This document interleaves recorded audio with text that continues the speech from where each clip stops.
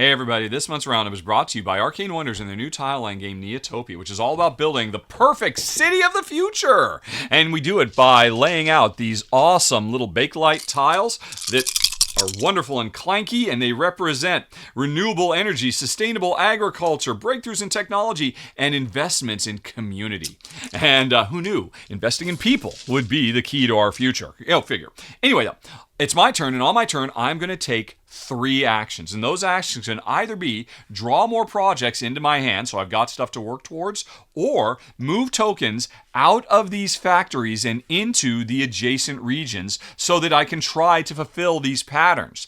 This is 3 points to me if I can get 2 community next to an energy. This is 4 points to me if I can do a set of 3 purple technology, but I don't want to do this, because I'm the blue player. And the more purple technology I put out into the world, the more I'm helping my opponent, the purple player.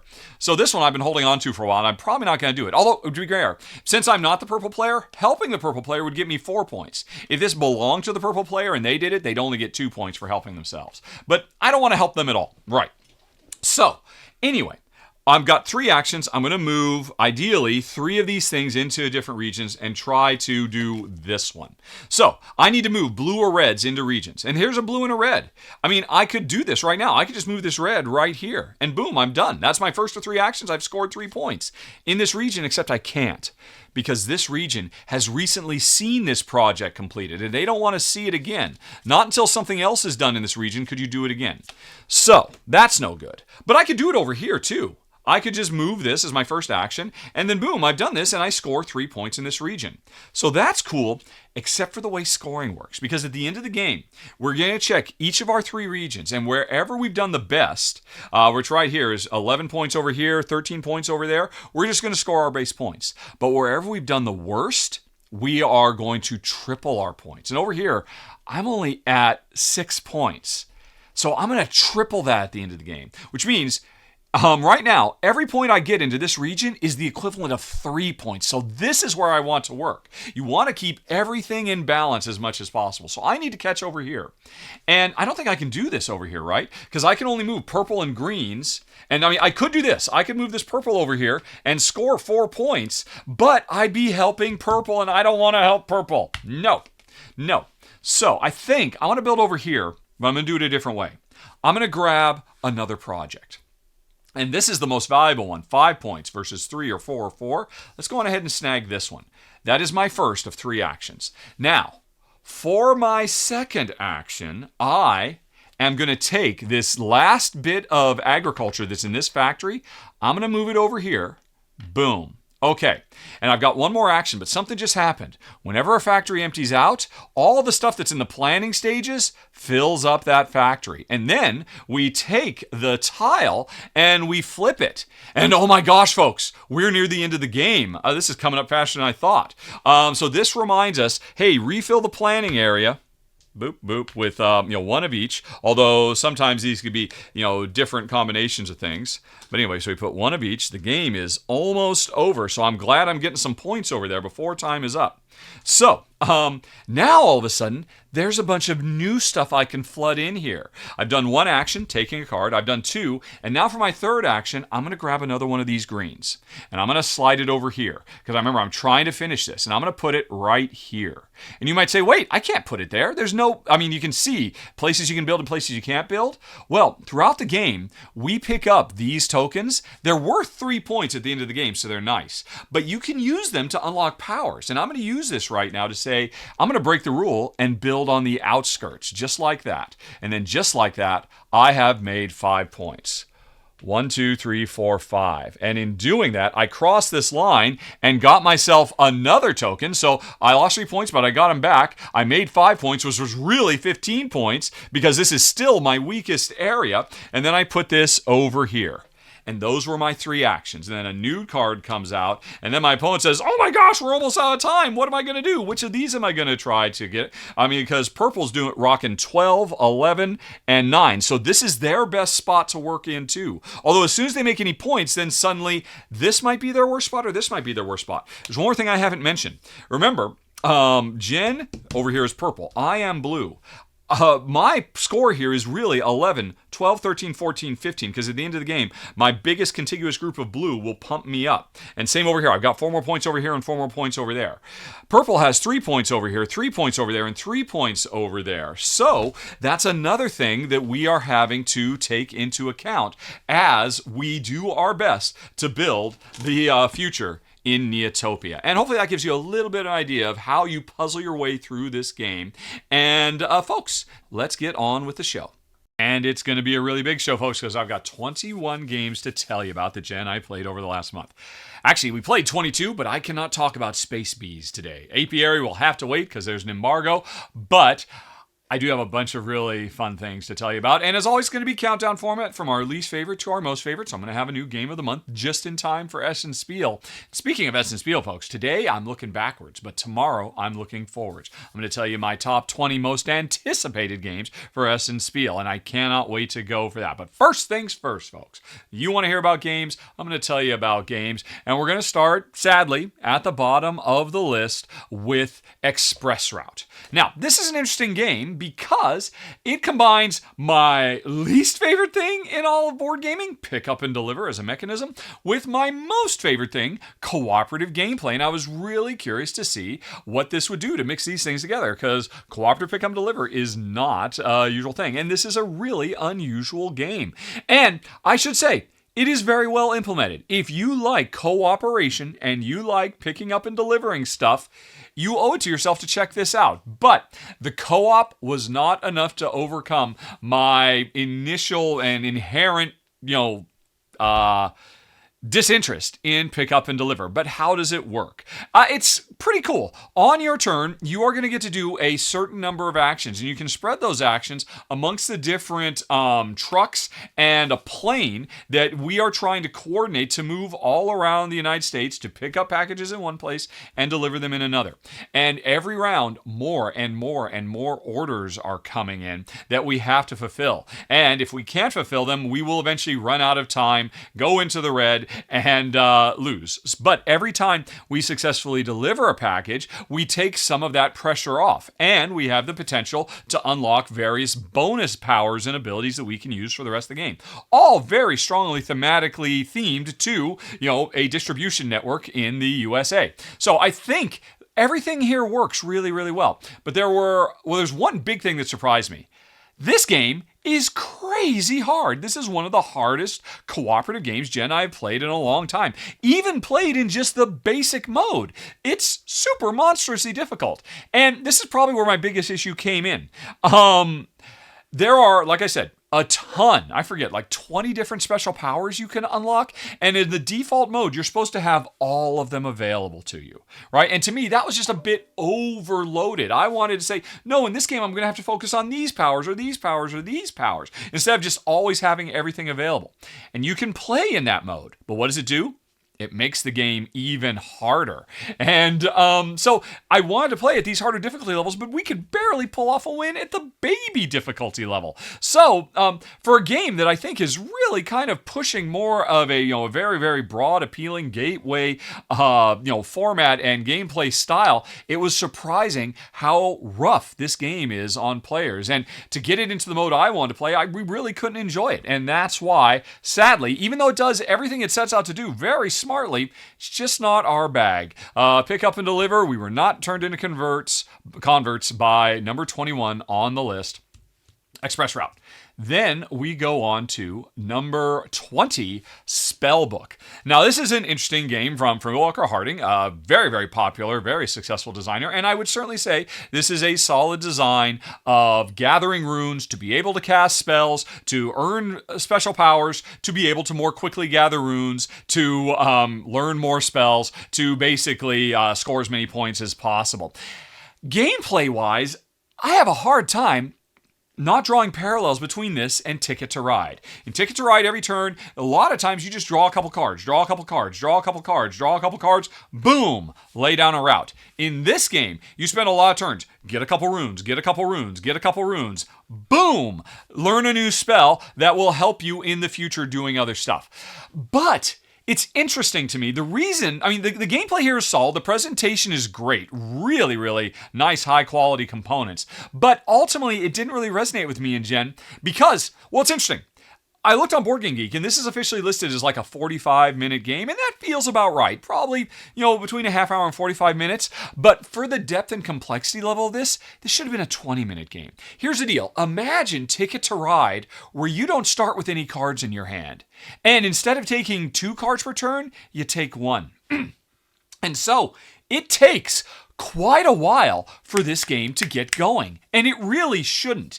If this game had everybody start with a handful of just randomly drawn runes right from the get-go, and we had some method, or even better, everybody got to choose one of your randomly selected spells. Because every time you play, this game comes with a ton of different spells, all kinds of different cool powers. If every time we played, of the 5 spells we've got, no, is it 7 spells we've got, each player, the same reverse turn order, gets to pick one spell that is ours, that we've already learned right from the get-go. And then we start with some runes in hand, so the game is jump-started right into the action.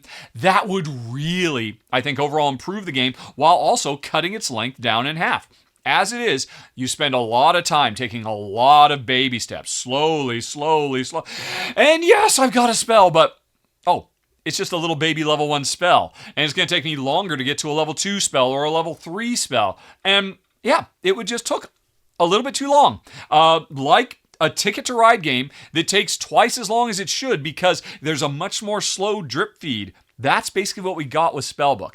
I think we would have enjoyed the game a lot more if it came with an express mode, basically. And that's what I'd love to see. And honestly, I suspect it would be super duper easy to come up with a homebrew variant to really, like I said, speed up the proceedings for number 20 of the month, Spellbook.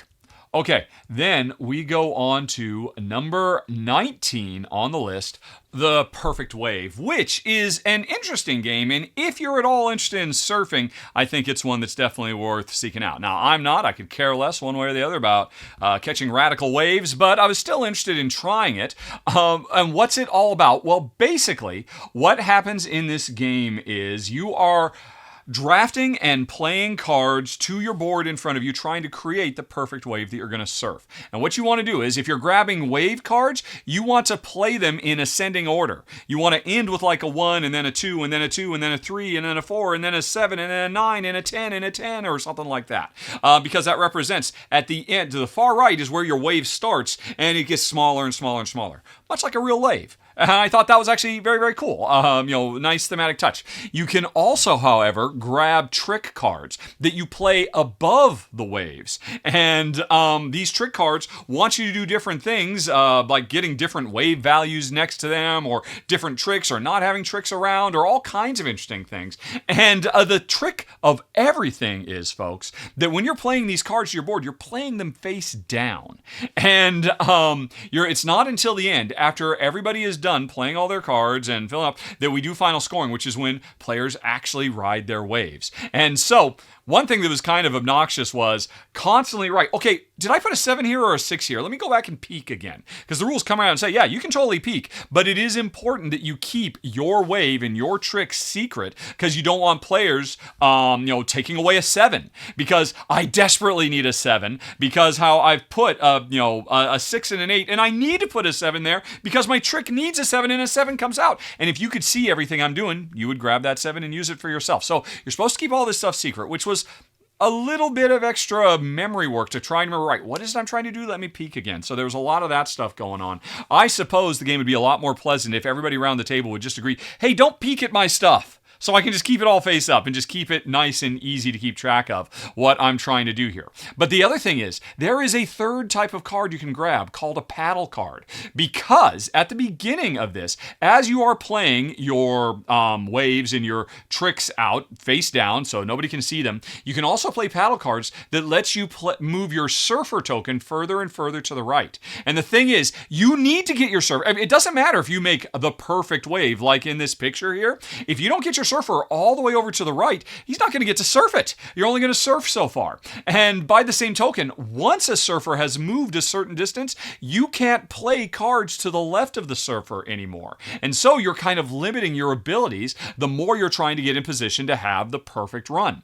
And so there are definitely cool elements. The draft can be tricky because of these 3 different things you're desperately trying to grab, and stuff is coming and going really, really fast. And you're trying to build up, the perfect, one-turn engine. It's an engine you're going to play through once, activating all these powers as the wave, gets smaller and smaller as you ride it to the end. And I do think it's sharp. And again, if I had any interest at all in surfing, I could see it being a real winner for me and Jen. But for both of us, we thought, yeah, this is sharp, and this is smart, and it's really thematically grounded, and it's all serving a theme that we're just not particularly interested in. And on top of that, it does require us to be constantly, right, let me peek.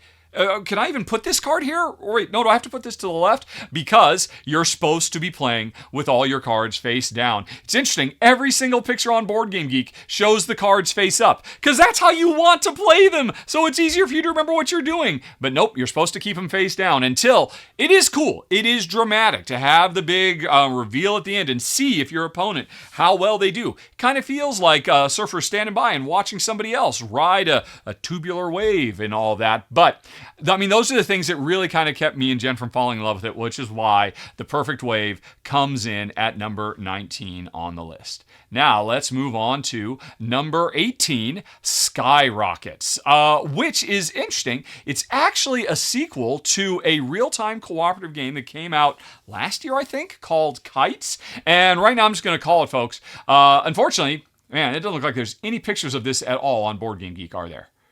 Nope. Not a single picture. Has anybody got any videos I could show? Nope.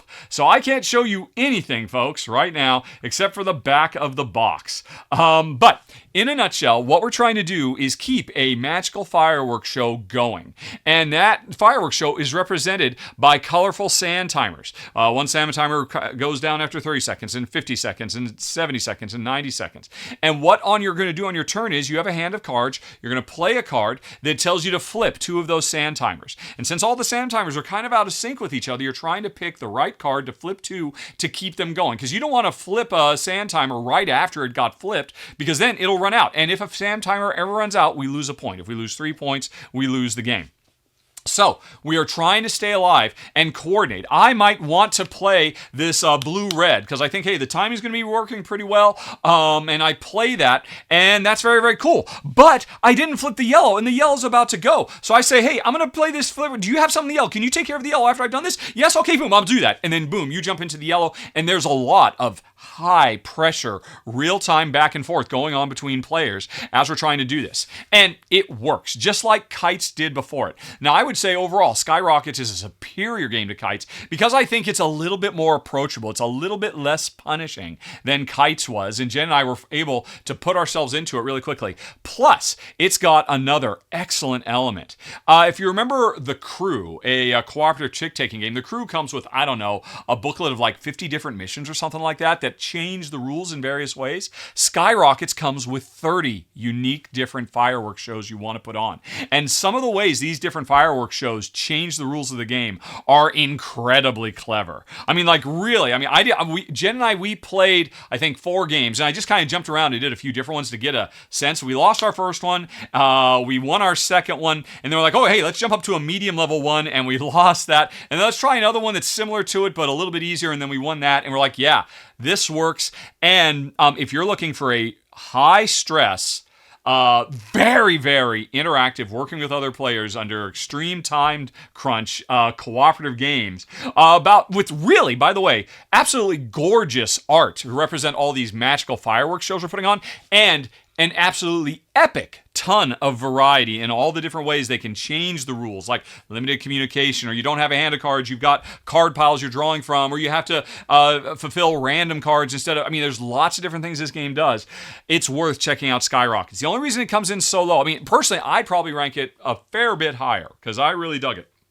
My wife, she found it a bit too stressful. Too stressful for her. And so because I take my wife's opinions into account as I rank these, and so for her, because it was really, really tough for her. She was up to the challenge and she enjoyed it, but she found herself thinking, I'd rather, if I were to play something like this, I'd rather play Fuse, because in Fuse, I'm not working as closely as everybody else. This game so requires players to be really simpatico, and I think that's really, really great. But it means you're under so much stress, incredibly high stress right from the get-go, and maybe it's a little bit too stressful as a co-op game, which is why Skyrockets comes in at number 18. Okay, now let's move on to number 17, Dragonkeepers, which is an absolutely gorgeous looking game full of the sweetest, cutest, charming baby dragons you've ever seen. Or juvenile dragons. I'm not sure what their age are. But in this game, we are basically dragon keepers who are responsible for taking care of their health and well-being so they can grow into big, strong dragons.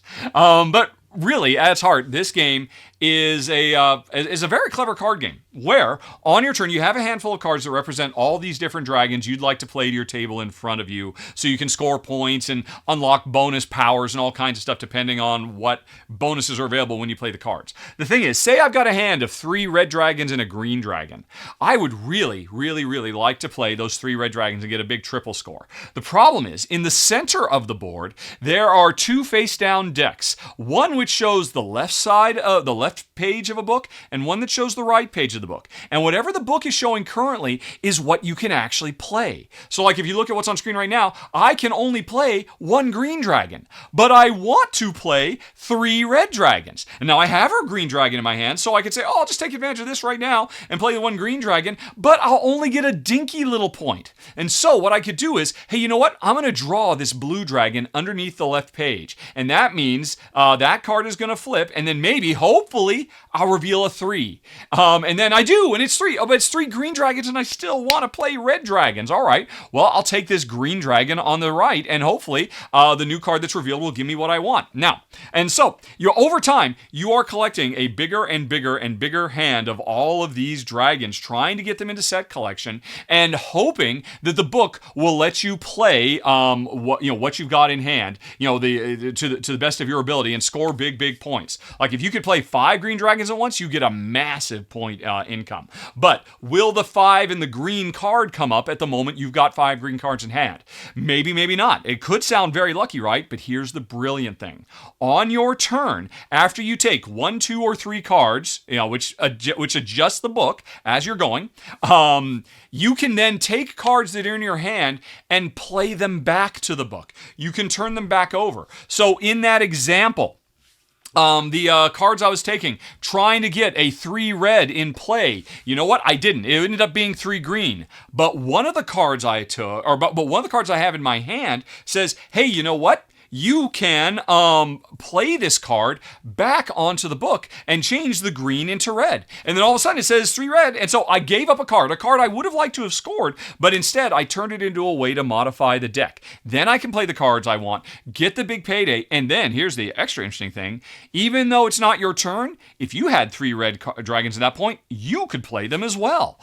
So you get to piggyback off of my turn also. And so this game is also about if somebody's collecting a lot of a given color, you probably want to get some of that color too, so that when they do their play of them, maybe you can piggyback off it as well. And I'm just describing the basics, but there's so much extra interesting stuff. There are wild cards that you can earn, so you can play, you can add to be any color or let you play up to 6 of a given color. There are a ton. I think there's 10 or 12 different special powers, and every time you play, you open up a treasure chest tile that says, oh, the crystals that you collect as one of the rewards can have a different special power, letting you manipulate things in lots of different ways. This game is really, really sharp, and it also has, I think, arguably the cutest dragon art you will ever see in your life. It is just absolutely stunning and gorgeous and charming. And there's one other interesting twist to it, because there are 4 colors of dragons. And you want to keep filling up your piles with more and more of these dragons and getting more and more points because you're taking care of all these dragons. But once a given color of dragon is surrounded by 2 other colors, I've been playing red and white, red and white, red and white, but then I play a green and I put it to the right of white, all of a sudden I can't play white dragons anymore for the rest of the game. And then, once I play a blue to the right of my green, I can't play green dragons anymore. So, at the beginning of the game, you're wide open, but you will very quickly put yourself in a straitjacket where, because I played this third color, now the second color I can't play anymore. And am I ready to make that pivot, or did I still have other stuff I want to do? Are there still more of them coming? Do I have other cards that can reprogram the book to make this dragon that I'm about to get to cut off, still valid? Really sharp stuff. I actually liked it quite a bit. And again, this is going to be one that I personally would rank a bit higher. It came in at number 17 because Jen really loved it too, but she found the extra shackly restriction of saying, hey, once you played your third type of dragon, one of your first two types of dragons is off limits anymore, and that can be kind of frustrating. And I kind of almost wish, it almost feels like, because this was designed and done the art by Michael Menzel, and I remember reading about how he did Legends of Andor as a game for his kids originally, one of the greatest modern board game adventure games of all time. It just turns out it's good for players of all ages. And I could see how this started out as a game that he wanted to play with younger kids. I mean, heck, it's even officially rated for ages 8 and up. I'm surprised the game doesn't come with a thing that says, hey, you know what? As a more easygoing variant, don't lock off your dragons. Continue to play them. So you can keep that option open. Heck, maybe one of the treasure chests does allow you to do that. I'm almost positive one of them does. So, that is a way to do it. But it's coming in at a little bit lower. Not because it isn't a brilliant game, a beautiful game, a very, very sharp game, a very simple and fast-playing game, too. I mean, it is over lickety-split. And it's full of surprisingly interesting choices as you're drafting those cards, as much for trying to get another blue dragon in your hand, but you're also drafting those cards. I don't care about the fact it's a blue dragon. I care about the fact that it would let me reprogram the book to be a 3, and I'm about to have 3 red dragons. And so I want to be prepared for that, because if the book doesn't give me what I want, I can make it. So there's some hidden depths to it too, and I think it's something that is well worth checking out, folks. Number 17 on the list, Dragonkeepers. Okay, now let's go on to number 16 on the list, Forest Shuffle. And up till now, I've been mentioning how, hey, I've been knocking some things down for my wife. This one's knocked down more for me because this was tied for my wife's favorite game of the month. She gave this a rare 5 out of 5 stars. She loved it so much. And I suspect as more people get to play this game from Lookout Games, a lot of people, I could see this game making a top 10 of the year list. Honestly, my wife, she said, yeah, this blows Wingspan away. And, and it's up there with Earth for her. She loved it so much. What is it, though? This is a card game where you have a bunch of cards in your hand, and these are there's 3 types of cards broadly. Trees, and then other plants and animals. Flora and fauna plus trees. And if you play a tree in front of you, that becomes the epicenter that you can surround with other plants and animals. And it's a very, very sharp game.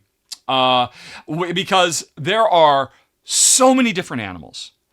Actually, wait, I'm trying to remember, are there other plants or is it just trees and animals? I might be wrong. I'm starting to get this mixed up in my head with Earth, quite frankly. I think I am. I think it's just trees and animals. And once you've planted a tree, which has its own way of scoring points, it can become the epicenter for up to 4 animals that you can play around it. And each one of those animals has its own unique way to score points. There are so many varieties. Set collection things, things that trigger other things that want to be away from other things that want to be next to other things. And as you play more and more trees and get more and more animals around it, and sometimes some animals can even let you stack multiple animals in a given direction on a tree, your possibility space explodes. There are so many different ways you could chase after points in this game, based on the types of trees you're getting, based on the types of animals you're getting, and all of it driven by a draft. Because to play, in the greatest race for the galaxy, style, to play these cards, to play these trees, or to play these animals to your trees, you have to give up other cards. You have to discard them to the central board, and then suddenly, I need to play this card, but I'd have to give up this fox to do it. And I see you're specializing in foxes. Am I going to put that fox up there for you to get Lost City style? I'm nervous about it, but I need to play this because it's going to be central to my overall. Do I hold on to this fox and keep it away from you and wait until you don't care about foxes anymore and wait until I can play something else, or do I play this now? And so that interaction, and particularly because one thing is, if the central board gets completely overloaded with cards, they all get wiped away. Just disappear. So your timing can be, oh yeah, I'll give up these cards to play this, knowing that you won't get them because it's going to wipe the entire thing. So there's a lot of brinksmanship and timing involved with all of that as well. But if all that weren't enough, there's one other thing that makes this game really stand out. The animal cards each animal card actually has two animals. Either there's a horizontal split, one on the left, one on the right, or there's a vertical split. A vertical split, one on the left, one on the right, or a horizontal split, an animal on top, an animal on bottom. So every animal card you have in your hand is actually two cards. And so if you've got a bunch of animals, you don't have 5 cards in your hand, you've got 10 cards in your hand that you're trying to balance, knowing that, hey, if I play this butterfly, I'm saying goodbye to this toad. If I play this stag beetle, I'm saying goodbye to this bird. And that's cool. That it just, again, this game overloads you, almost overwhelms you once you get a big hand of cards going with all the different options for how you can patchwork all these things together. My problem with the game, the thing that keeps it lower for me, is that split card thing, because I found it as I've got 6 or 7 cards, and I fan them all out, and I know I'm only seeing half of all the cards in my hand, and I can't just fan them the other way because they're split on the top and bottom and left and right. So I've got to just kind of didn't I have a hedgehog? Where's my hedgehog in here? I can't find it. Is it on any of these cards? Did I get rid of it? Did I discard my hedgehog and now I need it? Is it still back there? Oh, wait, here it is. It's on the bottom of this card. Why didn't I see that? Or even worse, it was on the bottom of this card that I tucked under so that I could get this magpie on this particular tree. And I think it's great because it literally doubles the depth of your decision space because you've got so many ways to deploy these different animals. But oh man, it gets cumbersome. And for me, I found myself kind of thinking, this is kind of a pain to try and keep track of double the number, and I almost wish they didn't do that. I'm not quite sure. I mean, it's not a bad thing. It's a great thing to have all this variety, all these options. And my wife loved it. Tied for her best game. I probably will be in her top 10 of the year, quite frankly. Whereas for me, I just I don't know. Maybe it's not you, Forest Shuffle. It's me. I suspect a lot of people, as more people get their hands on it, again, are going to love this. Are going to agree with Jen. They're going to be saying, "Oh, Earth, that's yesterday's news. It's all about Forest Shuffle. Wingspan, haven't you tried Forest Shuffle?" Because it does so much, so well, so tightly and compactly and smartly. The design is great. And maybe it's just me that I have a hard time keeping double the number of animals in my head at one point. It was just a bit too overwhelming, which is why I knocked it down a few, and Forest Shuffle comes in at number 16 of the month. But mark my words, this is going to make top 10 lists. No toys about it. Okay. Then let's move on to number 15 on the list, Knarr, or Knarr. I'm assuming it's a silent K, so I'm just going to go with Knarr, where we're assembling our Viking crew to explore new destinations in the world and trade. And wow, this is a really, really sharp card game. I like it a lot. What is it about? Well, we're trying to get the ideal Viking crew to really engage in trade. I don't think there's a lot of raiding in this game. It's more about, just setting sail and, going to foreign lands to engage in trade. But thematically, it's almost immaterial. This could have been any theme because this is a very abstract card game, but a brilliant central mechanism that pulls it all together. How does it work? Well, on your turn, you've got 2 cards in hand. Say you've got a red card and a purple card. You're going to play one of these to the table in front of you. And if I already have some red cards, if I play my new red card on top of my existing red cards, I will activate my new red card and every previous red card I've played. So you better believe I want to get more and more red cards so I can keep playing them, so I can just do these wonderful combo chains of just gathering all kinds of resources that I'm going to need for later.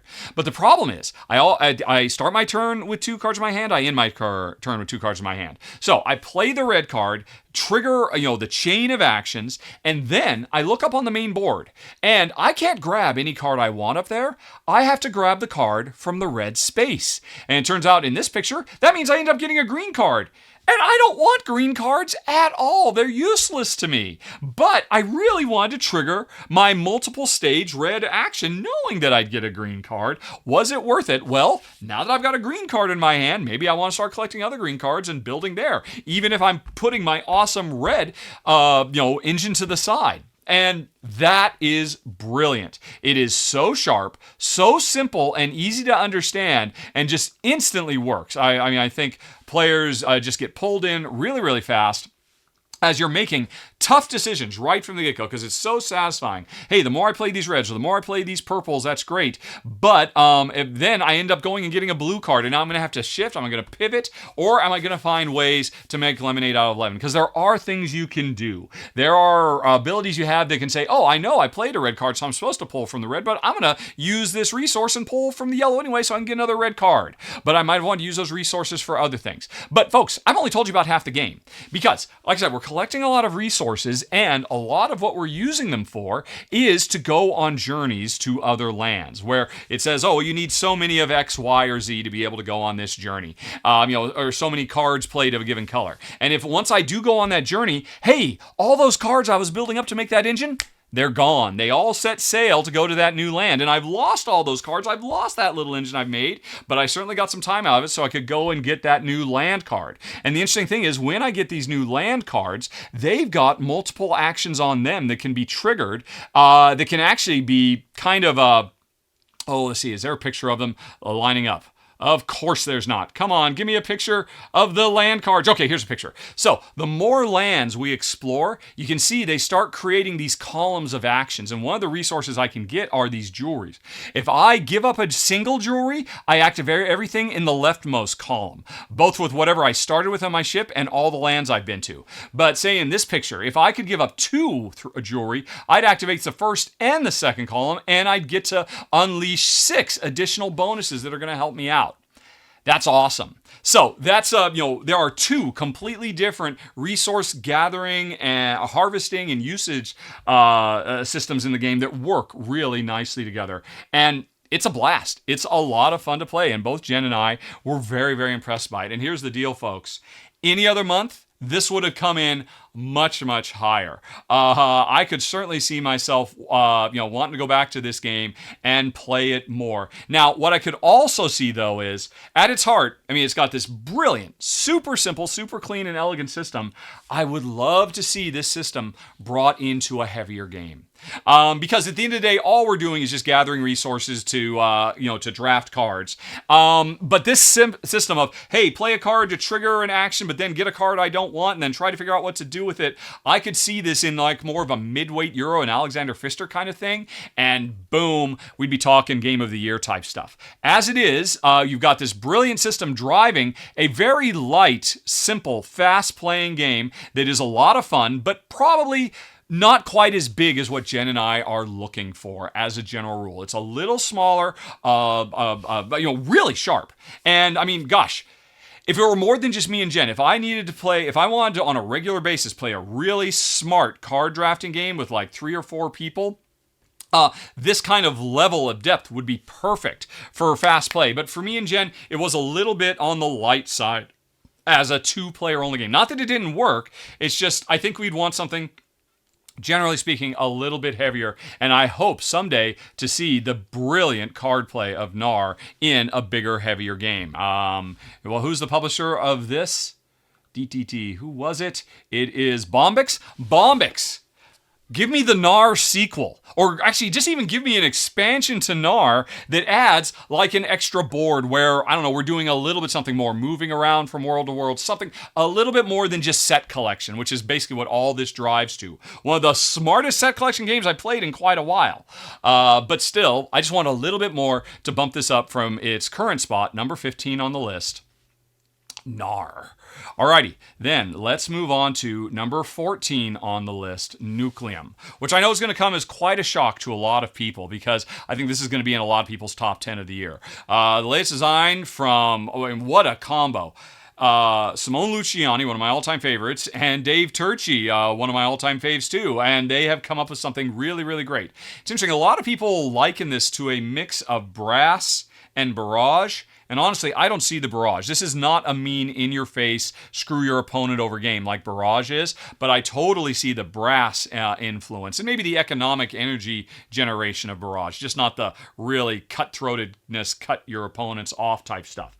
This is a really, really sharp game. It's driven by a very, very simple system. On your turn, you've got a collection of these little dominoes with 2 powers on them, and you can just play one of the dominoes to do those abilities. But instead, the better thing is, can you take those dominoes and put them somewhere on the board as a link in a rail chain connecting different cities?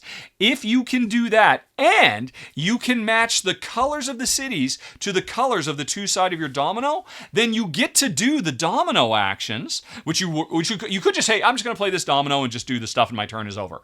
Or I can build a rail, use the actions if the colors match up, and then I own that rail, which means I'm starting to develop a network of influence in neighboring cities. And that's the name of the game, because I need to get control of uranium mines so that I can ship those uranium mines to processing centers. And those might be processing centers that belong to somebody else, that get a benefit every time I send my uranium to them. But then I use that uranium in newly converted, changing coal plants into nuclear plants, because this is a kind of steampunk alternate universe where we discovered nuclear power 100 years earlier, and it's phasing out coal as we speak in this game. So, it's a multi-tier process of build up the networks of stuff. So, and build up buildings inside these cities as well, the ones I've connected to with my rails, so that I can take coal from outside of country or uranium from in country to move them to power plants, to then move that power to whatever city needs it, so that I can charge up the buildings that are there and score huge points. The buildings, by the way, that I built, right? And it's good. It's a really, really, really brilliant game. A big, heavy, complex beast. A long game, too. It says 90 minutes minimum. And 90 minutes minimum on Board Game Geeks really means 2 hours minimum. And that's for a 2-player game, at least at the speeds Jen and I play. And, it's really sharp. And then on top of that, there are, all the different types of buildings you can build. And, there's so much to this game. It is a work of design art, quite frankly. So with all that in mind, why does it come in at number 14 when I'm sure a lot of people are going to say, hey, this is one of my 10 favorite games of the year? It's for us, it's too much. It's too big. It's too long. And another thing, this is something I'm starting to discover more and more. I am falling out of love with route building / delivery games. Games where you spend a lot of time building up rail routes or transportation networks, whatever mess, whether it's a bunch of boats all over the place or whatever, and then spend an equal amount of time focused on trying to leverage those routes to move goods from one place to another. Once upon a time, we really enjoyed that stuff. I think Jen and I are kind of falling out of love with that more and more. I recently got rid of brass, folks. Last year, I said, I can't even put my finger on why I just don't feel like playing brass anymore. And I'm about to get rid of Railways of the World, too. So, this has nothing to do with Nucleum, which is a brilliant, super smart design. And if you like these style of route building and then use those routes to distribute goods, to score points by completing objectives, this is maybe one of the best ones out there. But it's just the best. It's something that I'm not finding I enjoy as much anymore, which is why Nucleum came in at number 14 this month. All right, then let's move on to number 13. It's Leaf. Now, this is a lovely little game, all about tiling. But tile layers. You think tile layers? You think, putting squares down next to squares like Carcassonne, or putting hexes down next to other hexes like Cascadia. But not in this game. Nope.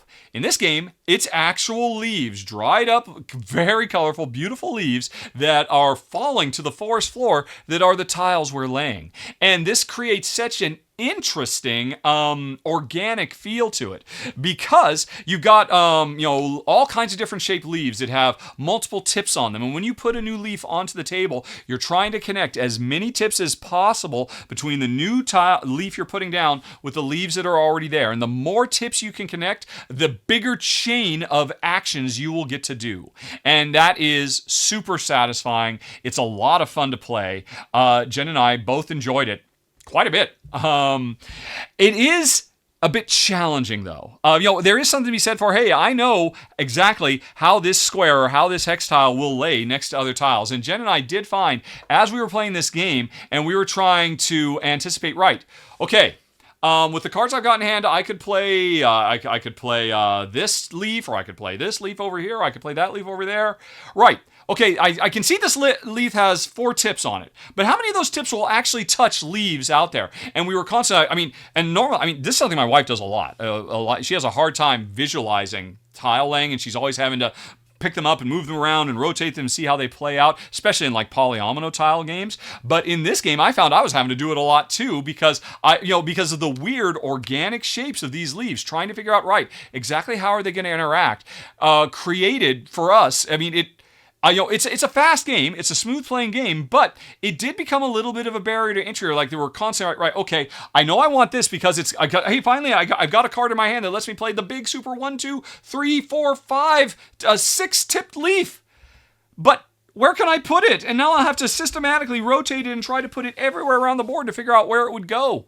And we spent, I think, more time than we would like trying to figure out exactly how to get these leaves on the table, and less on what the leaves would actually do when we got them out there. Because, when my 5-tip leaf, if 4 of my tips touch the tips of 7 other leaves, then boom, I get to do 7 actions. But it was almost like, well, what are those actions? I don't know. I was just so happy to find a way to get this leaf to fit in this weird jigsaw puzzle of tile laying. And I really, really enjoyed it, and I really applaud the uniqueness of it. But it was interesting in that it just wasn't quite as smooth as most of our tile laying experiences, because of the extra trickiness of trying to figure out how to expand this. Now, there's a lot of fun stuff. Because when you do get a leaf down and it touches all those other leaves and you trigger 3 or 4 or 5 actions, those actions are, collecting animal cards, and we're trying to do set collection to get the animals hibernating.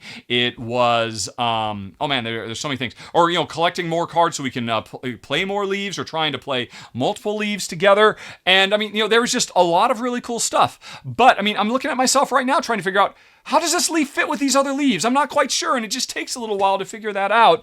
And I am sure over time that will become second nature, to just be able to say, oh, I know how this 4-tip leaf works. I know how this leaf that has half of its ends, completely cut off and just like completely it gets rid of expansion one direction. You'd get the hang of it.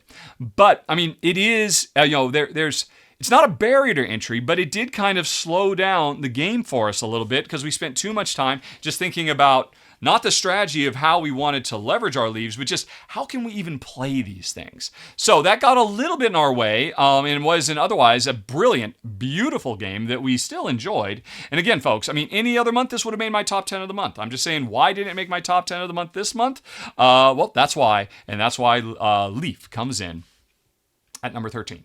Alrighty, then let's go on to number 12. Tile laying, art, beauty is all here for us in Art Society. Now, I don't think there are a lot of images that really show. You know what? Actually, yeah. Steph Hodge. Steph Hodge and Steph and Michael, thank you so much. They did a run through of this. I'm just putting their video on screen. Everybody go check out Steph's channel. It's absolutely fantastic. What was it? All the games with Steph. And let's see. Let me just jump ahead to a little bit further in their game. So each player has this gigantic wall in their mansion that they're trying to fill up with beautiful art. right? Actually, can I make this picture a bit bigger? If I go onto YouTube, yeah, there we go. It'll be a bit bigger here.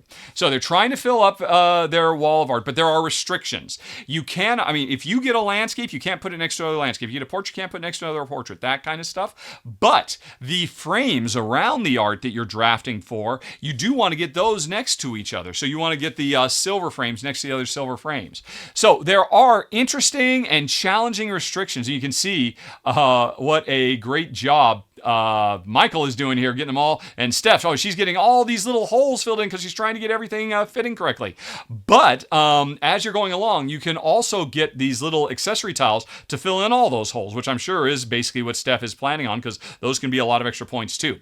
So the tiling in this game is a lot of fun. Very sharp, very clever. With a few simple rules, they create really interesting and challenging ways to jigsaw puzzle all this stuff together. But how do we get these tiles? Well, the interesting thing is at the beginning of every round, the lead player chooses a set of tiles that everybody is going to bid on in an auction. Right? And so it looks like right now they're trying to figure out what tiles do I want to put on auction, and boom, they decide to make 3 size 6 tiles. But it might have been, hey, I want some size 3 tiles and a size 7 tile or whatever. And so you put your tiles out there, and then everybody has a deck of cards numbered 1 to 20, if I recall correctly. Everybody picks one, simultaneously reveals it, and that's your bid in the art auction to get these. And whoever bids highest gets first dibs on those, and then whoever bids lower gets later. And so you've got the tough choice, hey, you put that stuff out there, but oh my gosh, you revealed the thing I want. And am I going to let you have that? How high am I going to bid? So it's a simple, very fast and elegant one-pass bidding system. It's really sharp. And the interesting thing is, there's always one more piece of art on the auction block than there are a number of players, because whichever piece of art doesn't get taken, that goes to the public museum. And what that does is, it increases the value of that kind of art, whether it's a portrait or a landscape or an abstract or whatever it might be.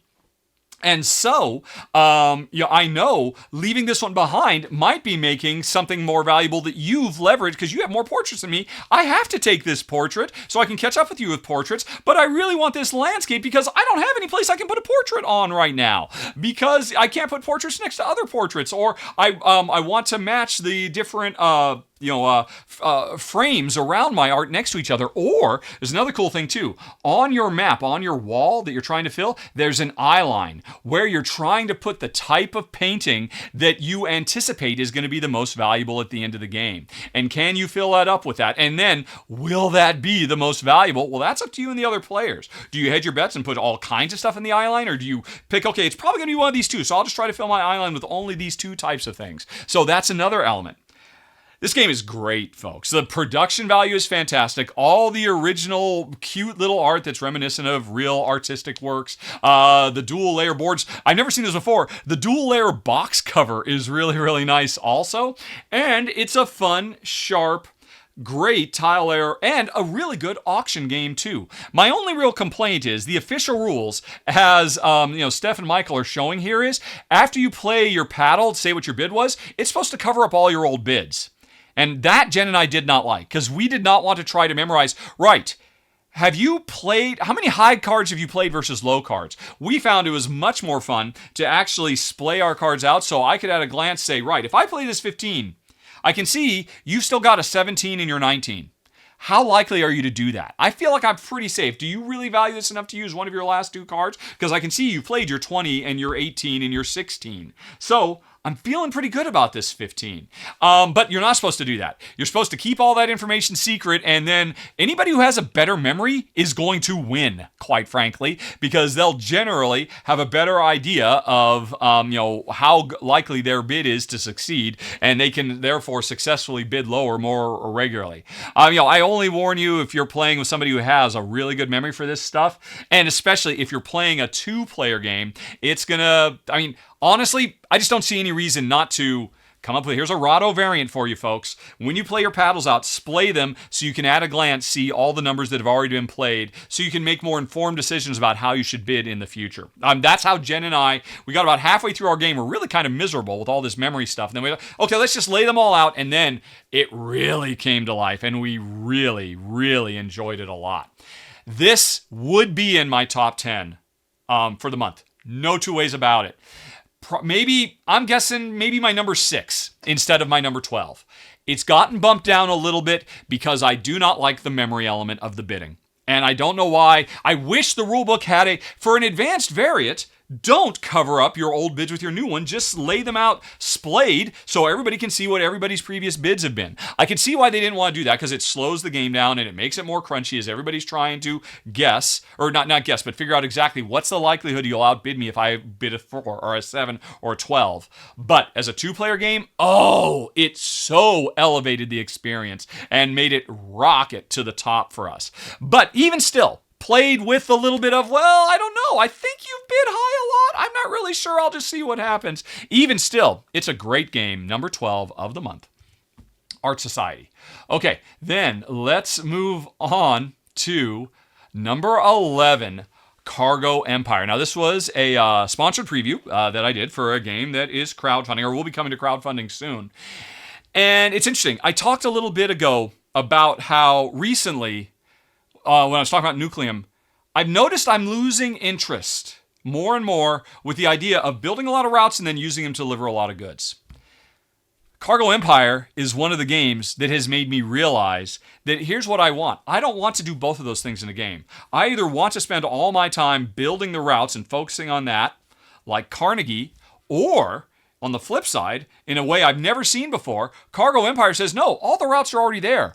All you're worried about in this game is the delivery, is the trying to say, okay, of all the routes that are on this map to get the cubes from this city that I've got a contract with to this other city that I'd like to have a contract with this, well, heck, it's on the other side of Europe. So how can I do it? Well, I look at my hand of cards. I've got 2 trucks, a boat, and a train. That's all I've got. Can I use them? Well, you know what? If I play one of these trucks to move the cargo down to the port at Marseille, and then I use my one boat and I can get that up to Oslo, then I can use my train and my last truck to move the last 3 steps I need to get it over to Warsaw.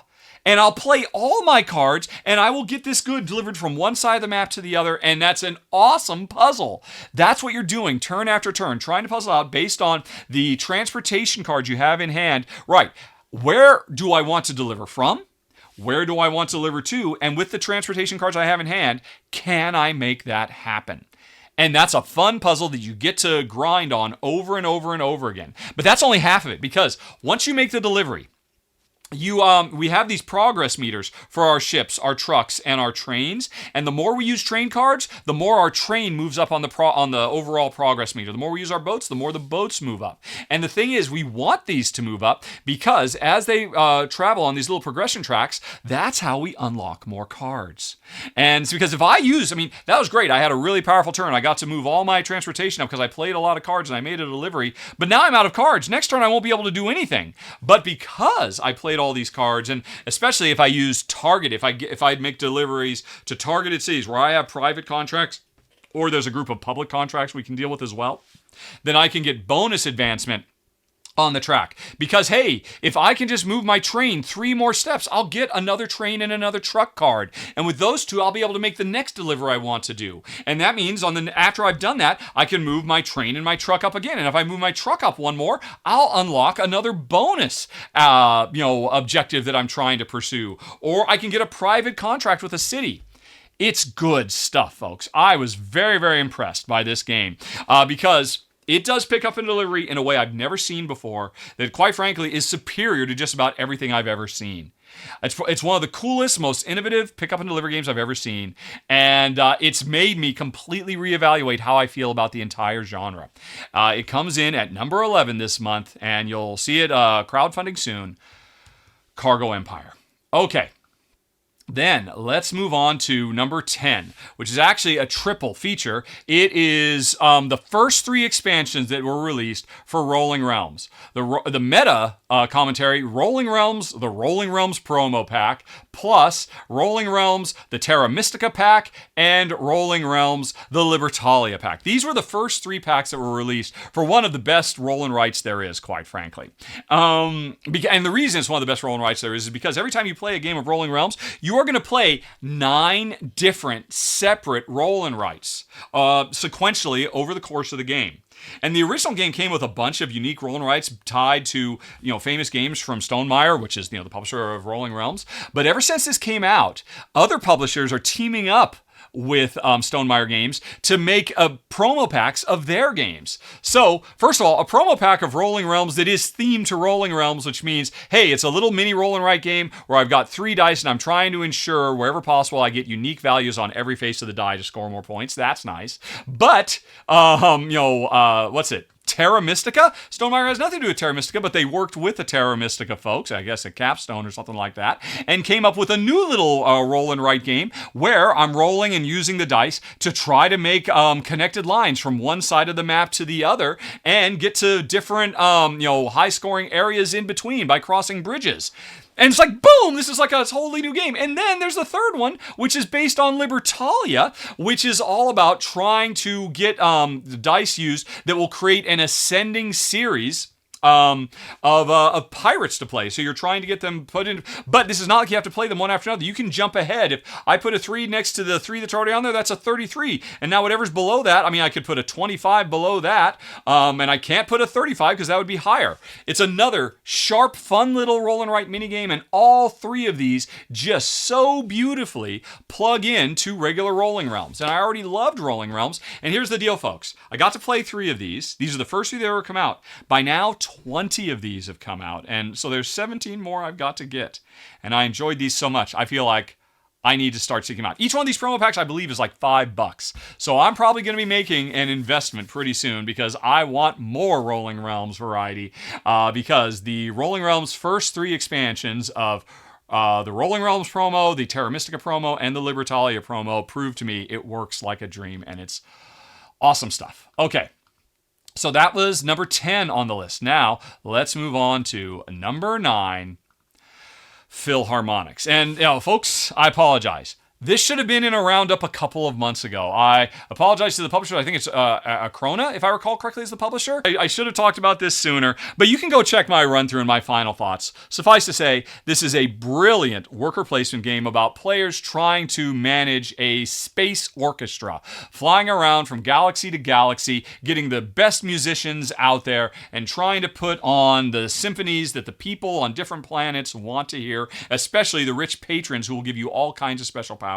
It's a brilliant new twist on worker placement. Very, very fun and interesting with a lot of dynamics shifting up of the worker placement board. There's area majority stuff. There's set collection stuff. It's a huge game. It's got a lot going on. And I should have talked about it a couple of months ago, but I'm mentioning now it's my number 9 of the month, Philharmonix. Okay.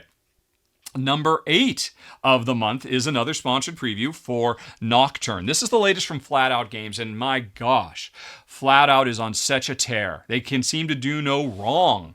Really caught people's eye with Cascadia, and and then Fit to Print is just now coming out. People are falling in love with that. I love Point City. They've done several games, and I think this might be Jen's favorite game they've ever done so far. What is it? It is an auction game where we are mystical foxes in a magical forest trying to bid on grabbing tiles, not to do any tile laying, but just for set collection. Well, there's 2 things. Each tile that we could grab has a different way of scoring. Mushrooms score with other mushrooms, feathers score with other feathers. They all have different unique ways. Some tiles let you duplicate other tiles or let you draw a blind and pick tiles from the draw pile. So there's all kinds of different tiles we could grab that we can score in different ways based on the tiles themselves, but also each tile has little icons on it that if we get enough of these icons, we will fulfill magical concoctions, which are additional sources of points we're trying to do.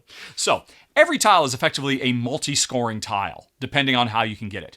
But the real crux of the gameplay is how do we get them? And like I said, it's an auction.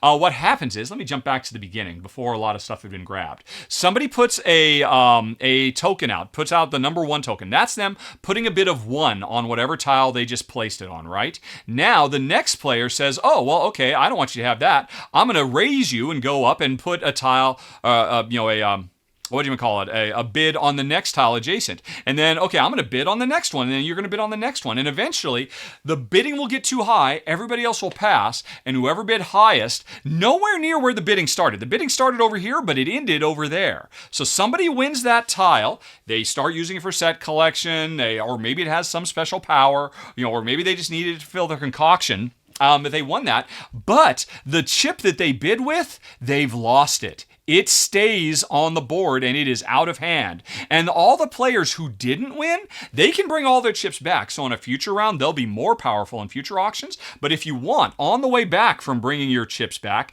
you can donate some of them to the fairies or the sprite forest, which is to say you can bring all your chips back so you're still more powerful in future bids, or you can give them away to get first dibs on a side collection of tiles that will get resolved halfway through the game and then again at the end of the game. So yes, if you're willing to sacrifice one of those, and the higher the ones you sacrifice, the better, because you'll get first dibs as opposed to second dibs or third dibs. But again, you've just made yourself weaker for the next bidding session. And the next bidding session is going to start from wherever the previous one was, as players just bid and start making these snakes of bids all over the place. And before too long, more and more tiles are gone. And that means there are more and more spaces in the forest. They're just filled up with the remnants. And we have fewer and fewer things we can bid with. But there's something else interesting is happening, folks. All the bids that are still left on, that have been left behind, that becomes an area majority game too. Because every time you play, there's going to be 3 different objectives the players are racing on for, like having the biggest area of control or having different areas control or all kinds of stuff. So this game, well, again, flat out can do no wrong, and they've done no wrong with this. You can expect my run-through for this to be coming in the month of October, and we've done this run-through in a way unlike anything I've ever done in over a decade of doing this channel. We've never done anything quite like this. I think people are really going to enjoy the way the main run-through and the extended, because we're going to show you an entire game from start to finish, and I cannot wait for you to see it. This game is so much fun, ranked really, really high for my wife, Jen, and for me too. It's number 8 of the month. Nocturne. Right. Now, let's move on to number 7. Faraway. Oh my goodness, folks. This is such a sharp little card game. And I mean, this is a tight, fast-playing little game where on your turn, you've got some cards, you're going to play them out in front of you from left to right. And you're just going to, every turn, you're going to play more and more cards from left to right until the game is over, because everybody has played, I forget what the number is, I want to say it's like 7. Until people have played 7 cards in a single row from left to right, and then we go to final scoring. And in between that, there are cards on the table, and we're playing an initiative game, kind of like Gloomhaven. Basically, I've got cards in my hand, you've got cards in your hand. We both simultaneously pick and reveal at the same time what card we are going to play on a given turn. And I'm picking that because that's the next card I want to play in my line for reasons that will come up. But also, the higher the number on the card, the faster initiative I will have, which means I will get first dibs on the new cards that are in the center of the table. Because, hey, maybe I don't care so much about playing this card right now, but I want to guarantee I get that card that's further along in the in the queue, and I don't want you to grab it because it'd be a really big deal for you, or it's perfect for me, or whatever. But anyway, so is it 1, 2, 3, 4, 5, 6, 7, 8? Looks like it's 8. I believe it's 8 cards. Once players have played 8 cards from left to right, an interesting thing happens. As we were playing cards from left to right, every time we played a card, it was getting us access to more cards, but it was also getting us access to resources and whatnot that we might need, being able to unlock little artifacts, side cards, and stuff like that. But ultimately, we played our cards from left to right, as was done in this game by Eric Martin himself, apparently, or at least he uploaded the picture. To score the game, what we do is, it's last in, first out. Whatever card was the last card we played will be the first card we score. So we play them and harvest them from left to right, but then we score them from right to left. And what this means is, the very, very first card I play, or I'm sorry, I have a card in my hand. I can see, oh, this card wants me to have lots of green cards, right? And so if I can keep an eye out for lots of green cards, and over the course of the game, if I can play a lot of green cards, well, the last card I want to play, which means it's the first one I score, is going to be the green cards. Except, oh wait, I've got it completely backwards.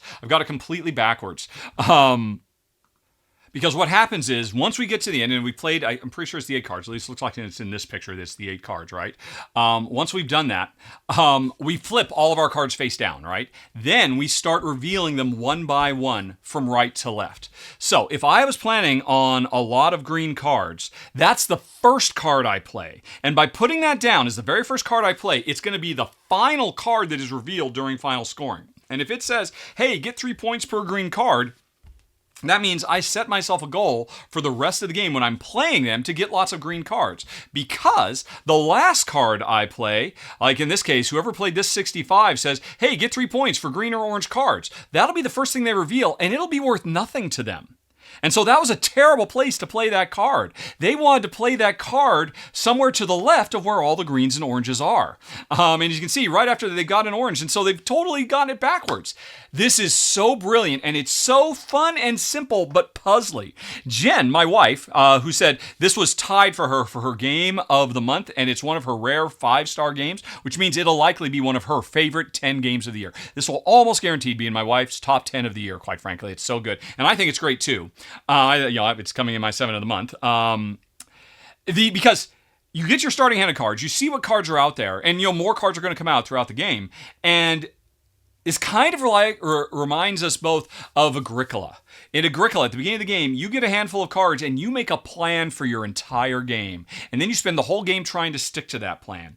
It's very rare that games do that. Most games have a lot more tactical elements that, okay, well, I'll try and do some stuff. We'll see how things work. We'll see what comes up. But no, in this game, you have a plan right from the get-go. Because as soon as you play a card, you know everything past that has to feed into that card when we're scoring in the opposite direction, so that card can get the most out of it. But it's not just that one card, it's all 8 of those cards that you want to create a cascading series of cards that every single one of them feeds the card to the left and consumes what's in the cards to the right. And that's super cool.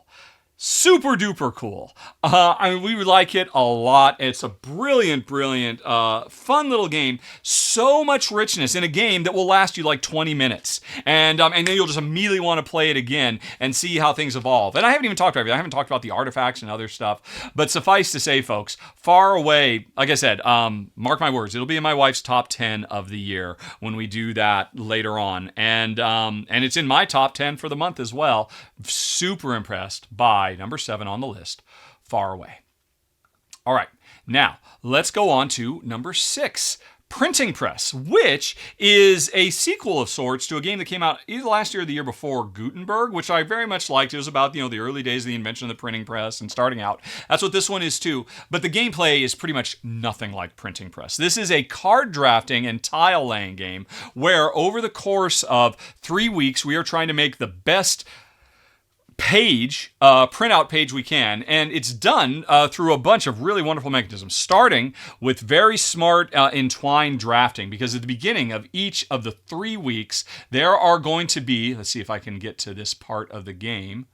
Oh, where is it? Yeah, there is going to be a set of 3 frames and 3 goal cards. And everybody's going to pick a frame and a goal. And then they're going to spend several turns drafting all these little strips, trying to get the right ones, laying them out. So let's jump back a little bit, because here's a play that my wife and I did. It's not available publicly, but if you're a supporter of the show, thank you very much for supporting the show. You can watch me and Jen play this. So you're trying to stack these little 1x3 steps to fulfill whatever the objective is, not only of the objective card you got, but also the objectives on the frame itself. So every round you've got 1, 2, 3, 4 different objectives, and you only have a few rounds of drafting these strips, trying to get them to lay over, sometimes covering up icons you thought you needed with other icons you needed more, trying to fill those goals. And using your own special little 1x1s, or if you end up drafting a card you can't use, dumping it to turn it into more little 1x1s to be able to, patch a hole that you couldn't quite get. And then eventually at the, whatever kinds of crazy mixed up, sloppy page it looks like you've made, eventually, once all the drafting is done, you then surround it with your frame, and it's only the 3x3 that's in the frame that you actually score, and everything hanging out over the edge doesn't matter. It gets snipped off. It's freaking cool. Jen and I really enjoyed this game a lot. It was a lot of fun. Players get unique special powers based on real printers like Gutenberg and others of the time. And there's definitely some push your luck. Like, I'm going to try and go for this. It might fail. Also, you're not out of it. If you do like really terribly on one round, that's okay. You're just setting yourself up to be able to do much, much better in future rounds, because there's short-term scoring you can get, but then there's also long-term in-game scoring as well, because in each of the 3 weeks, you will declare one feature of your pages to be a thing that you'll score bonus points for at the end of the game. So you could be less about trying to actually finish the objectives on the frame that you picked up as part of the opening, and you could instead be all about, no, I'm just trying to make sure I get enough of these things so I'll really clean up at the end of the game. It's got a lot going on. My only real complaint about it, I would have changed one rule. If you're trashing a tile to be able to get another little 1x1, you draw a blind from the bag and you got to place it right then. I don't understand why that is. I don't understand why we can't draw from the bag and say, yeah, I'll hold on to this until I need it, because maybe I'll draw something I don't like.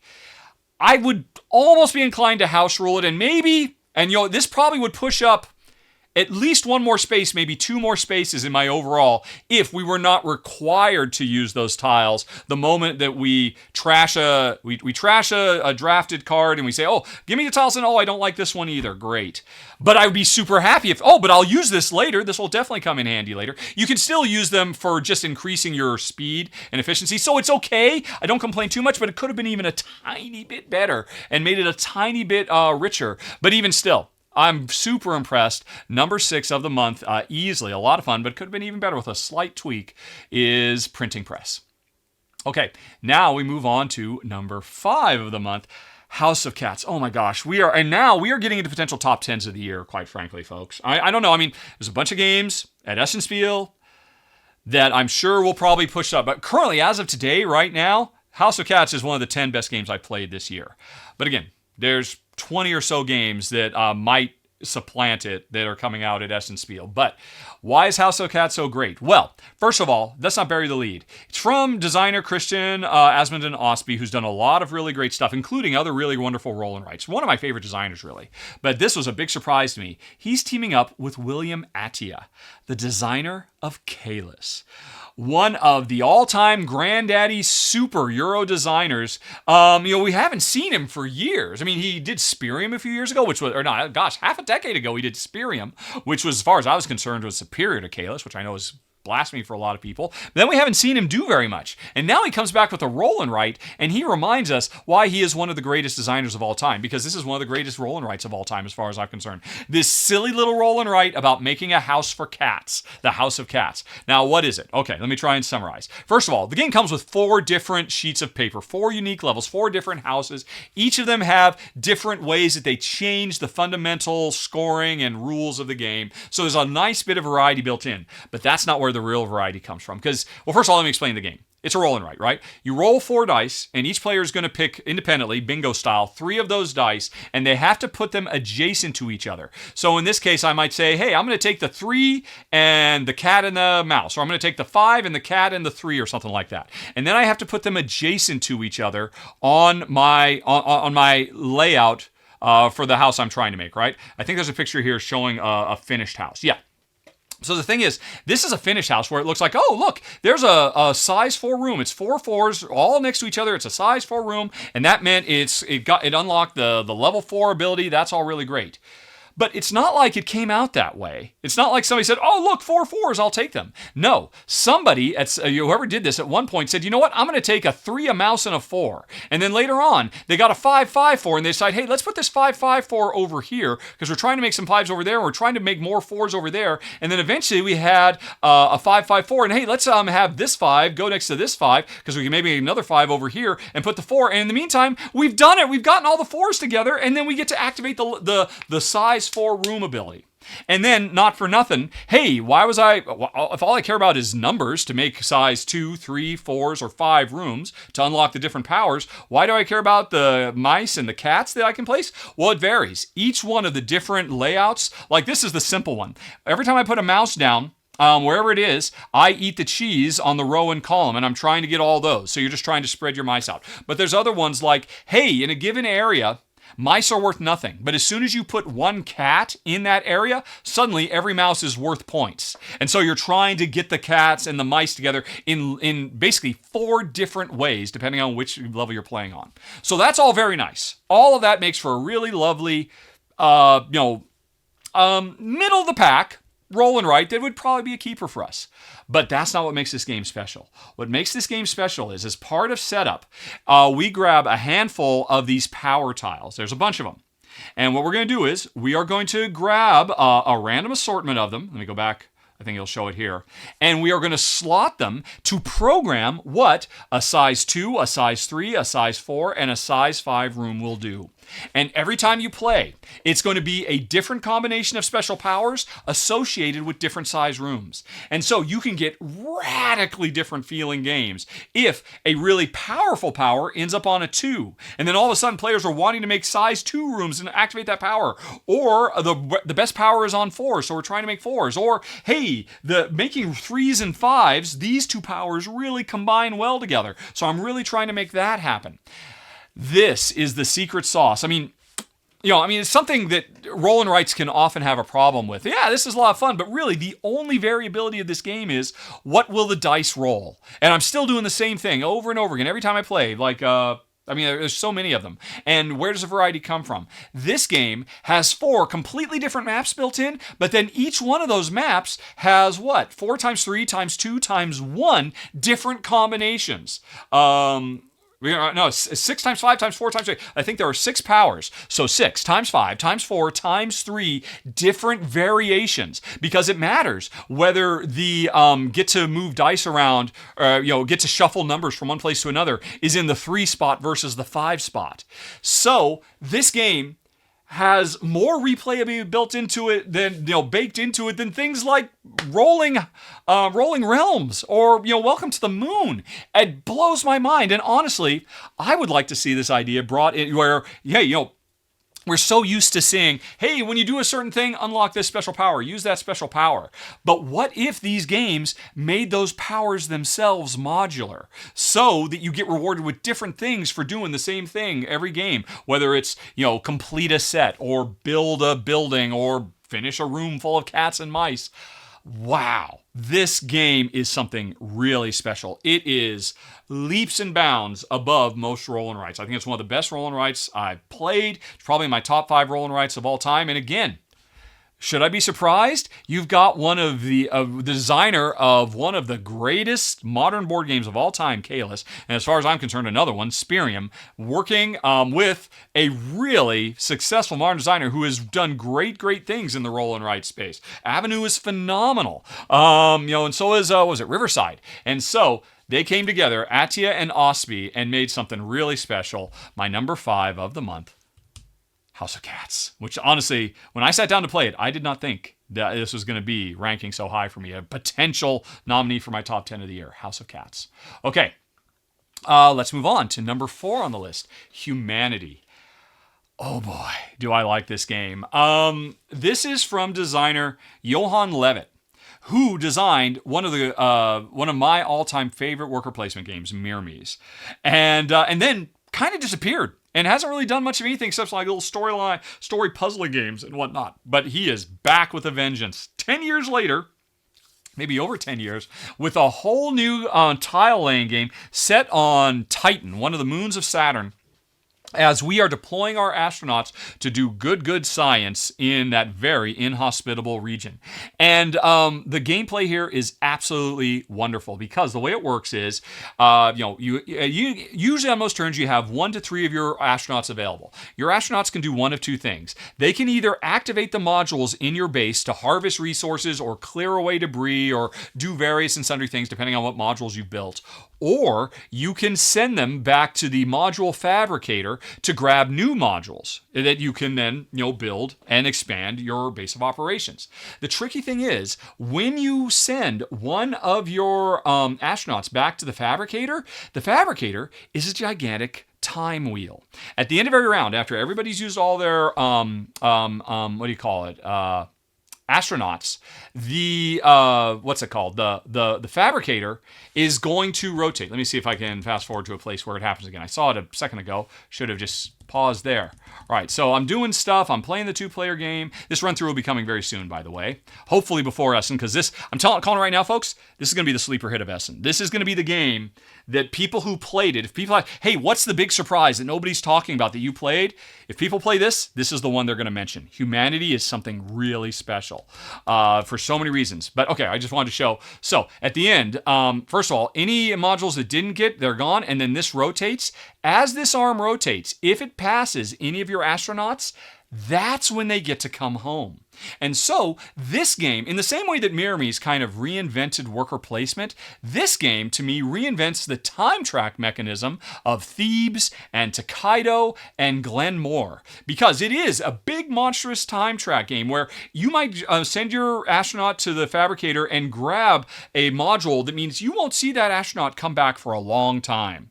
You know, I mean, in the same way you can jump really forward on a time track and then not get a turn again for a while. But the thing is, you've got 3 astronauts. You could leave your other astronauts home. And even if you won't see your one back for a while, the other ones can still be doing stuff, or they can send out too. They can send out and do quick missions while you wait for the other one to come back that went on a really long mission. But the brilliant thing is, I've only talked about half of what you do in this game. There's 3 things you do. You clear out debris so you have more room to build modules. It's a big part of the game. And by the way, every time you play, there's going to be 3 different objectives that we're chasing after, and everybody's competing to be the best at it, to score lots of points, although this is not a high-scoring game. Every point in this game counts. But the other thing is, you can send your astronauts to the fabricator not to get more modules, to get more powers, but instead to complete scientific missions, which will generally score you points, usually help you achieve objectives, but most importantly, they will unlock special powers. Like a special power that says, hey, all the astronauts that are still stuck out at the fabricator, rotate them counterclockwise 2 or 3 steps so that they will come back sooner. Or instead, untap all your workers that you thought, oh, I couldn't do any more actions this round. I had 3 astronauts. I did 2 of them to gather the resources I need so I could send the 3rd one to the fabricator, but I had the 3rd one not make a new module that I'll deal with in a future round, but instead they finished a scientific experiment that let me untap my 2 astronauts back home, and now I get to do 2 more turns before the round is over. This game ever since Xolk in the Mayan calendar, I have always been fascinated by games that make the passage of time the most important resource that you are trying to leverage and manage. And I've rarely seen a game that does it in more cool and interesting ways. Because, once in Xolkin, once you commit a worker, you're gonna wait for them to come back once they've done the job you set them out to do. But in this game, you can speed them up. You can bring them back. I'm kind of reminded of, a couple of years ago, Corrosion was another game that really made use of time in really interesting ways. But the wonderful thing about this game is it does it with a Xolk in the Mayan calendar-esque huge moving board. Every time at the end of a round that wheel is going to move and just changes everything. It means your workers come back. It means stuff you wanted to build disappears. It means new opportunities come out. It's something really special, and I'm so glad to see Johan Levitt back at it after nearly a decade of not making the games I love to see. Man, he's good, and man, he has made something really special. It's my number 4 of the month, folks. You'll see my run-through for it soon. Humanity. Okay, now let's talk about number 3 on the list, Ezra and Nehemiah. Right. Ezra and Nehemiah. Oh, I practice pronouncing that, and then after talking, how long have I been going? I've been going for an hour and 15 minutes. I totally forget everything. Ezra and Nehemiah. Now, this was a sponsored preview. My run-through will be coming next month, closer to when its crowdfunding campaign launches. This is the latest from Garphill Games and design super duo Shem Phillips and Sam McDonald. And for most of you, there's nothing more I need to say, right? Because, the West Kingdom series, the South Tigris series, the Circadian series, these 2, when they work together, they make Euro gold. And they've done it again. Set in, Old Testament biblical times as players are trying to, I believe, if I recall correctly, rebuild the wall of Jerusalem after the exiles come home. And it's a brilliant, brilliant game. And like always with these these two. At its core, it's a really simple thing. At the start of my turn, I've got 4 cards. I'm going to play one to my board, and that's going to do 2 things. It's going to give me a goods conversion action I can choose to do if I want, but I don't have to. And it's also going to give me banners of 3 colors. Red banners means I'm contributing to the temple and keeping the fire lit. Gray banners means I'm clearing out the rubble and rebuilding the wall. Very similar, reminds me a lot of Snowdonia in that regard. And blue banners means I am teaching the Torah to the people and traveling around to the camps and dispensing aid and stuff like that. So I've got to pick a card that has a good combination of what kind of trade goods do I want to do right now? What trade am I going to engage in? And more importantly, hey, if this has 3 red banners on it, I probably want to do one of the red actions. But then once I place the card down on my next turn, if I have another red banner card in my hand, I can play that next to the previous one. And now the first round I did a 3 banner action. Now I can do a 5 banner action. And then I can recruit somebody that gives me a permanent banner. So from now on, every time I do red banner actions, I'm getting bonuses and whatnot. Man, I could go on and on about it. I mean, suffice to say, this game looks incredibly daunting and overwhelming. But at its core, it's a very simple game of this one simple choice. Every turn, which card am I going to play? Which combination of actions do I want to have action to? And how will it combine with actions in the future? It has bits and pieces of a lot of their other games. I see elements of, Paladins of the West Kingdom in this game. But honestly, I think this might be their best game of the 2 of them working together yet. I think so. I think it's Jen's favorite of all of them. When we played all the West Kingdoms, we played the first South Tigris. I do love the Circadian games. Or the main Circadians, First Light. I love that one too. Is this better than First Light? That I'd have to think about. But this is maybe their second best or their best design ever. And you'll be able to see my run-through coming for it soon. I know I've only just scratched the surface, but man, folks, watch for it. This one's going to be fantastic. Ezra Nehimaiah. Okay. Now, almost done, folks. Let's move on to number 2, Shipyard, 2nd edition. You know what? I've been talking about this game for over a decade. I did a run-through for it over a decade ago. I've often referred to it as one of the greatest rondel games of all time and one of my favorite designer of all time, Vladimir Suchi's greatest designs of all time.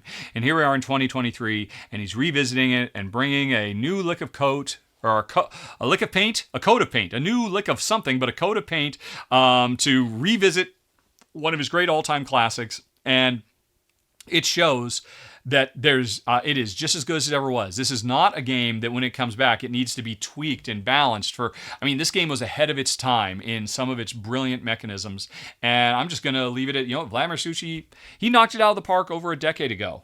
And so we now have a new version of it that's going to be coming out at Essen that has a production value that equals the gameplay. Some people think it doesn't look as good as the old one. I think it looks 10 times better, but you know what? Art is subjective in the eye of the beholder. But more importantly, Shipyard has been out of print forever. And so for it to come back and a whole new generation of geeks can find out what Jen and I have loved for over a decade now. This was one of our early games when we got into the hobby. At one point, this was the heaviest game we've ever played, and now it just feels kind of like a nice mid-weight Euro. But it's so sharp. It is a rondel within rondel within rondel within rondel. There are 4 independent rondels you are trying to leverage, and it's all driven by one of the best time track mechanisms we've ever seen. The best iterations on time tracks. And it was great then, it continues to be great now, and now it looks great too, and it's my number 2 of the month, one of my all-time faves, Shipyard, the 2nd edition. But the number 1, folks, has got to be the White Castle. Now, actually, I played this last month, but I was under an embargo, so I could not talk about it till now. But yeah, there's no way this doesn't make my top 10 of the year. There's no way this doesn't make my wife's top 10 of the year. She gave it 5 out of... this is from the same publisher and design team up as Red Cathedral, which is one of the best Euros. Widely regarded as one of the best Euros to have come out in recent years. As far as I'm concerned, White Castle is superior.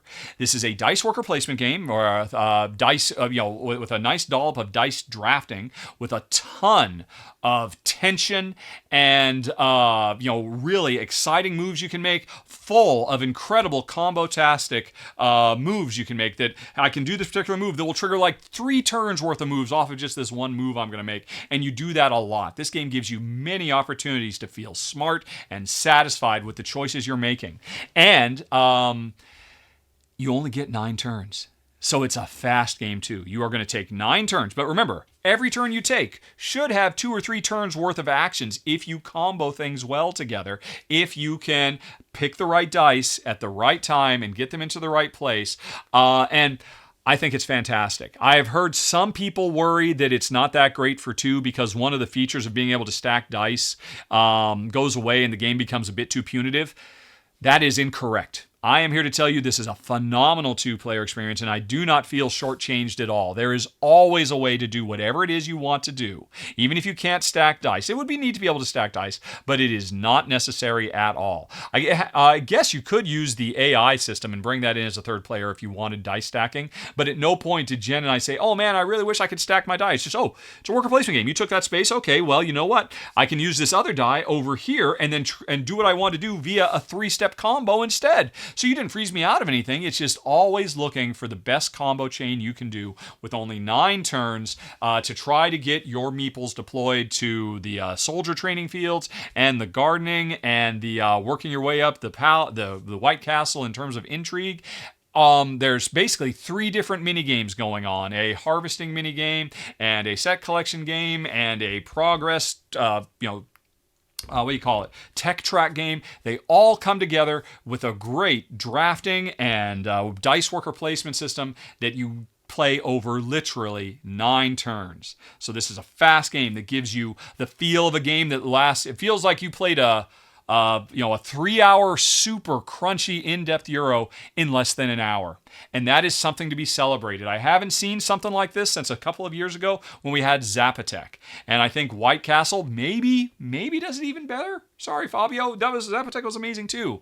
But anyway, that's why it is the #1 game of the month. Absolutely phenomenal. Folks, this is going to sell out instantly at Essenspiel. In case you're going to be there, you're definitely going to want to try it if you get a shot. #1 of the month. The White Castle. Phew. And folks, I'm sorry, I think I went on a bit long. This must be one of the longest roundups I've ever done, but I like talking about games and there are a lot to talk about. Hopefully you enjoyed it. Maybe you found a few you were interested in. But anyway, folks, there's just one more thing to do, which is to say thank you to all of these folks right here who help keep Rahdo running by supporting the show either on YouTube here as members or over at patreon.com or even over at Twitch for subscribing there. Thanks to every single one of you. We couldn't do it without you folks. But going to do some special thanks to a few of these backers. Adrian Dong, Aista Samilionis, Amber Rail, Amy, April, Blake Wilson, Charles Hare, Cheryl Howard, Chris Arnold, Cobra Misfit, Dan Halligan, Dave Salvatore, Davey Davis, Dem Noir 2030 CE, Dennis Inty, Dr. Fu, Eric Z, Avatar, or is it Evatar? Graham Wallace, Hans-Peter Bach, Heather Rudarian, Jay Huber, Jeff Glazen, Jeff Young, Jerry Reese, Jimmy Schroeder Hansen, KB, Caitlin Albert, Kisa Griffin, Lex, Marilyn, Marlon Cruz, Mike Bloom, Mom Gamer, Nicholas Elkins, Selma Lee, Stacy Lee, Sharon Laubach, Steve Ercolini, and Victory BHG. Thank you all, especially big thanks. And finally, thanks to everybody else. And thanks to you folks for watching the show. And hope to see you again next month. If you don't want to miss it, go on ahead and hit the big old subscribe button. And meanwhile, there's some other stuff you can check out as well on the channel. I'm exhausted though, and I got to go do some editing now. And so thank you once again to sponsor of the show, Arcane Wonders. Have a nice day, everybody. Talk to you later. So long. Bye-bye.